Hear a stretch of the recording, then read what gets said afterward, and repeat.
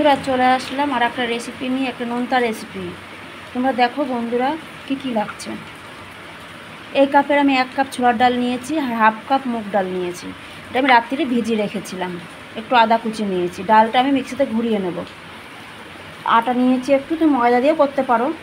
আর একটু গোলমরিচ, জিরে, লবণ আন্দাজ মতন, আর কসুরি মেথি আর জোয়ান আর কারি পাতা আছে। কারি পাতাটা আমি কুচিয়ে নেব।